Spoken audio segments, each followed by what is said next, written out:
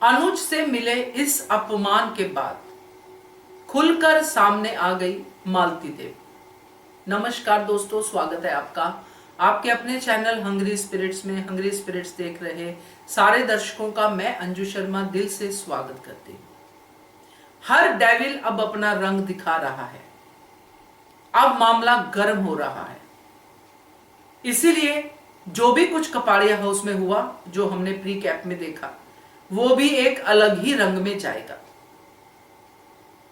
अब अनुपमा को एहसास होगा कि उसने मालती देवी को घर में लाकर कितनी बड़ी गलती कर दी। चलिए चर्चा करते हैं। पहले वही निवेदन, जिन्होंने अभी तक चैनल को सब्सक्राइब नहीं किया है कर लीजिए। साथ में दोस्तों बेल आइकन दबाइएगा ताकि आपको हमारे वीडियोस के नोटिफिकेशन मिलते रहे। एक बात तो अब पूरी तरह से सामने आती नजर आ रही है, जिसपे हम डिटेल में भी चर्चा करेंगे एक दो दिन के बाद, मगर फिलहाल वो बात है मालती देवी कि मालती देवी अपने बेटे के सम्मान की बात तो बिल्कुल भी सीरियसली नहीं लेती है।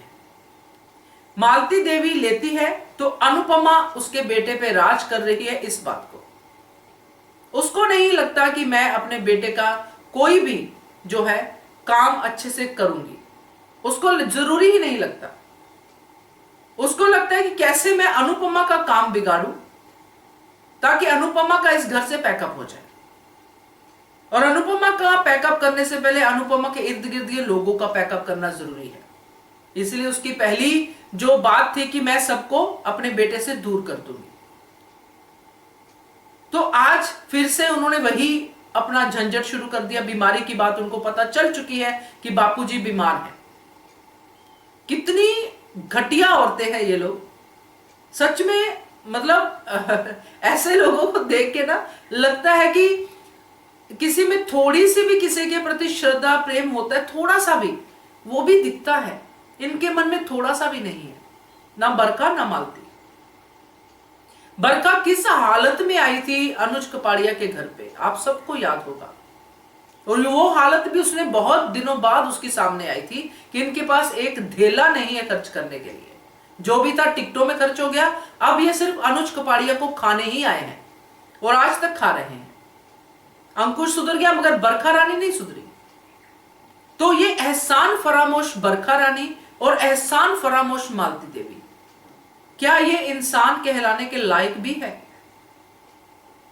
इसलिए जो प्री कैप में हमने देखा कि एसी के बिल की बात कर रही है और यहां पे अनुज कपाड़िया ने साफ साफ कह दिया कि बिल तो मैं भरता हूं, आप लोग थोड़ी भरते हैं।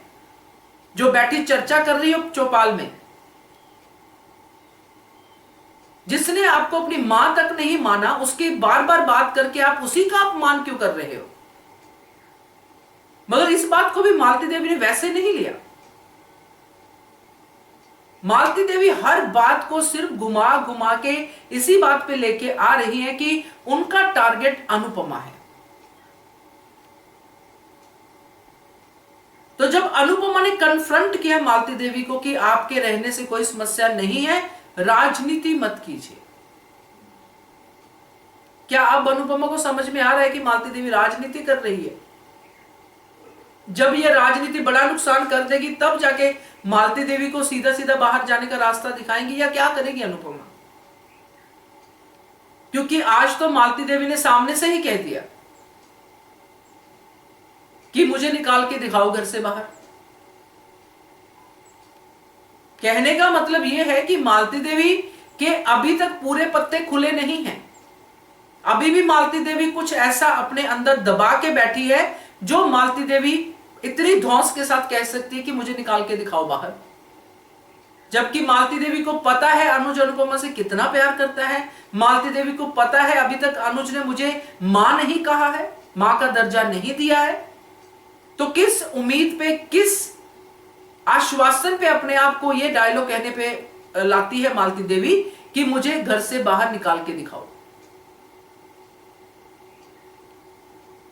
तो दोस्तों ये कहते हैं, जो हम आज तक देखते आए कि आमने सामने आना, कि अब मालती देवी ने अनुपमा के सामने डिक्लेयर कर दिया है कि तू ही मेरा टारगेट है और तू मुझे घर से नहीं निकाल सकती।